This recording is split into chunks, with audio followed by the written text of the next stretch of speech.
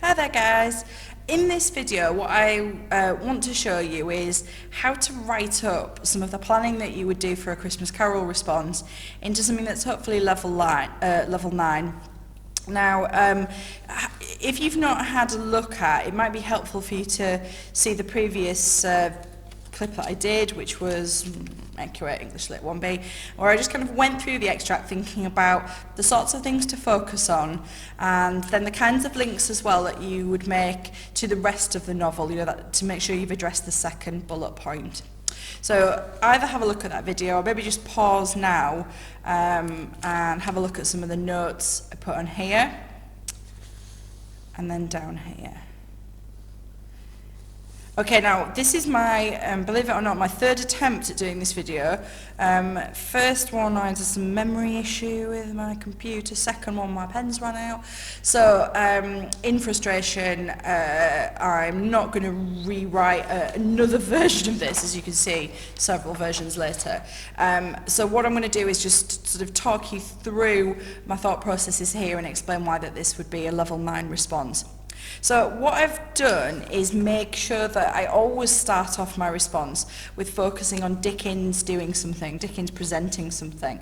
And we know that presents is one of the key words in that bullet point. How does Dickens present the ghost? So I'm going to sum up what I know about the ghost, that he has been presented as a friendly, welcoming spirit who also conveys a sense of authority. So that's, in old school language, if we were looking at P, that would be my point, wouldn't it? Now, some of you will have seen my video on Peel, which is a structure you would use for Macbeth and Christmas Carol, or any, if you're not doing those texts, any of the literature texts, and even on the language papers. So that idea of point, evidence, explain, and then you explore the words in your quote before expanding wider into the extract, evaluating, and then linking either to the context or back to the question. So he presents the ghost as a friendly, welcoming spirit. His imperative, come in, is certainly hospitable, but it also gives Scrooge no options. He must come into the room to meet this next visitor.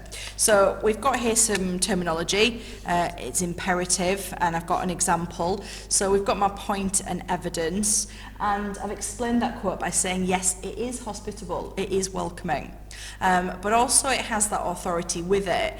Scrooge has got to go into the room, and it kind of, in terms of the dynamics of their relationship, he certainly becomes the more dominant one. Let's have a look. I just feel like actually that's quite a good point that I could have added in. So if I was going to add to this, given the to meet this next visitor, showing that the ghost is confident and dominates this relationship.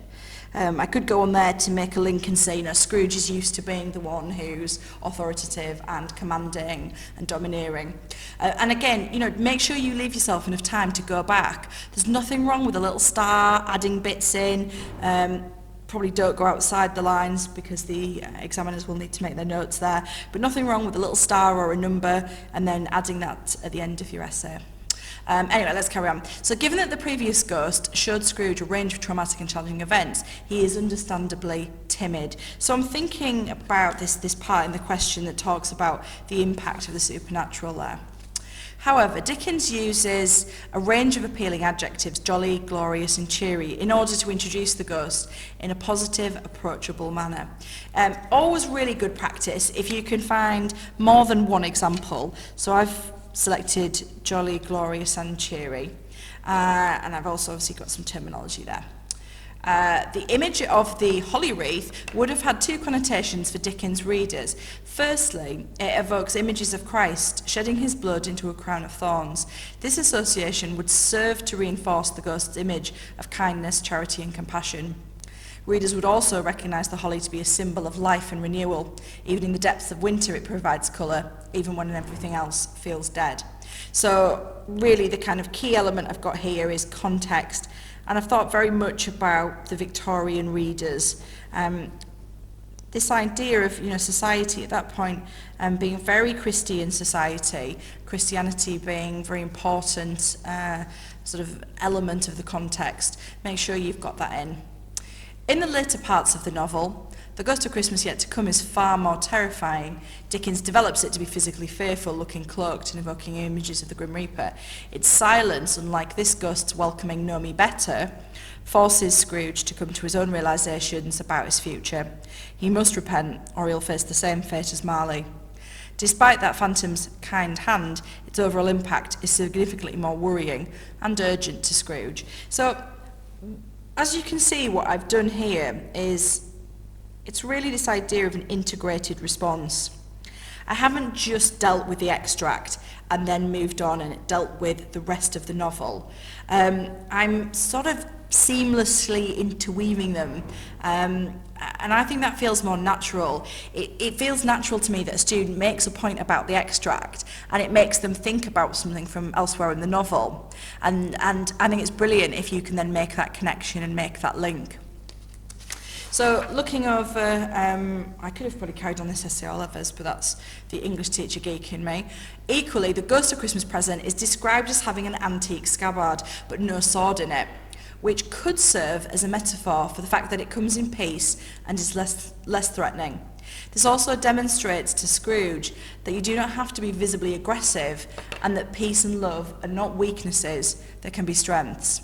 Sword has connotations of a weapon intended to wound or kill, but throughout the novel it is words, not weapons, which transform Scrooge, again reinforcing Dickens' belief in social reform and that caring for people was a real priority for Victorian society. So, as you can see here, we've got some more context. What I've zoomed in on here, I've just chosen one quote from the extract, and as you can see, I've done not far off half a page just on that one quote. So the idea of this sort of representing it being a symbol or a metaphor for something, and I've zoomed in here, which is my exploring. I've zoomed in on the word sword and what the connotations of that might be. Let's have a look. I was going to say something else about those. I don't know, I was going to praise myself about something else in here. Oh yeah. Right, could. Could is a really useful word, believe it or not, because you're showing that you are considering things rather than, it just is. You could say, this shows it comes in peace. But as soon as you use words like could, or even words like possibly, potentially, and perhaps, I tell my class about using these 3 Ps, and it shows the exam board that you are, it's this word being tentative. You're considering things, but you're not jumping to conclusions. You're not saying 100% is one thing or another. So to sort of summarise my points about Christmas Carol and writing this up, and I would say that this represents to me a level 9 or a high level 8 response, is this sense of really taking a quote and doing loads with it, considering what it shows, making a link to context and to Dickens's purpose, and just sort of being tentative, not saying it 100% is one thing or it is another. So this isn't a completed essay. Sometimes people say, is that what you have to do? I would expect a bit more of students in 45 minutes. This took me around 15 minutes to write, but again, I'm an English teacher and would probably write a bit quicker than you guys. But, a couple of sides, 2.5 sides of this, you'd be looking at full marks for this quality of writing. So I think I can sort of sum this up in zoom in on quotes, link to context, don't bolt it on, link the text, and particularly the extract, link it to the context. Really focus on your extract. If possible, integrate this idea of the rest of the novel. Make references whilst you're focusing on the extract. Always focus on Dickens's purpose. why you think he was doing that as a writer. And with that comes the effects on readers, both the original Victorian readers and us as modern day readers. And above all, make sure that you're really analysing language, form and structure. And by language, we obviously mean various techniques. If I had to just give you a few pointers for that, I would say always look at Dickens's use of adjectives, verbs, adverbs as a starting point, and then popular with Dickens is simile and metaphor. So the language techniques, thinking also about the structure. So anything that Dickens might have used, for example, setting, for example, repetition. Look for things that he might use around dialogue. And also just, if nothing else, focus on where things actually happen. Where is your extract from? What is it focusing in on? What's just happened? What's just about to come?